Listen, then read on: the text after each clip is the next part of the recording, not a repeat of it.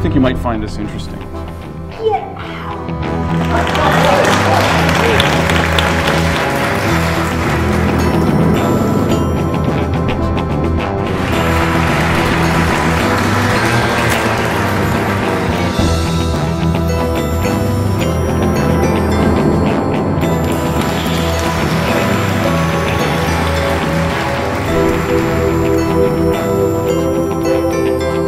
I use psychology, suggestion, and stagecraft to demonstrate the extraordinary capabilities of the human mind, or as I like to refer to them, acts of astonishment.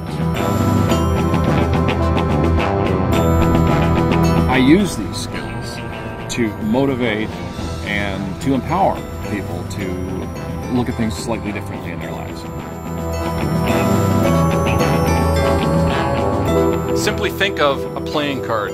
Jack of Hearts. The Jack of Hearts. On the back of each card, I have marked a different person's first name. Essentially, every card has a different name, and just to be clear, all of the cards are absolutely different. Would you tell everyone your first name, please? John. John, and you and I did not prearrange to discuss anything regarding the selection of this card here today.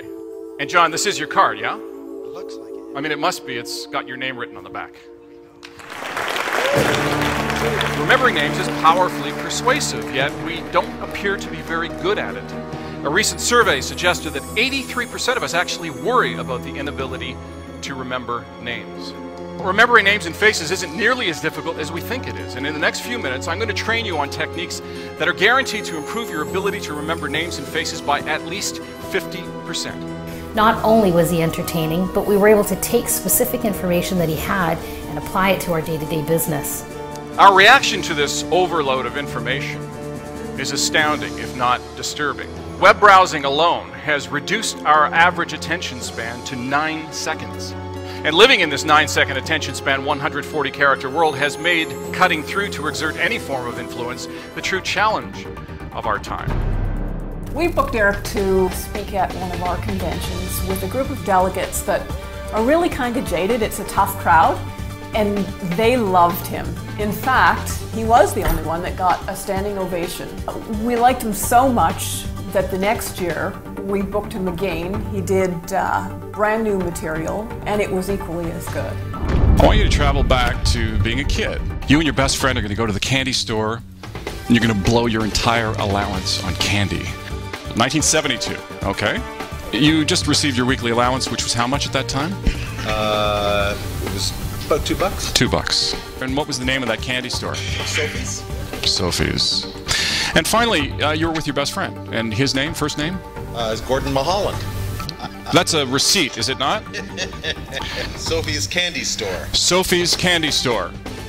August 14th, 1972. 1972, you said fall. It was late summer, so it was fairly close.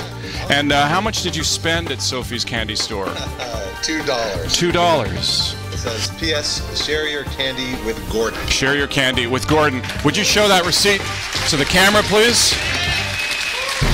I've been to quite a few conventions in my business, and Eric was one of the best that I've ever seen. It was engaging, it was entertaining, I found it to be quite funny, and there was information that I took out of that, being a sales manager, that I could take back to my team and that we could use in the field, which was very beneficial.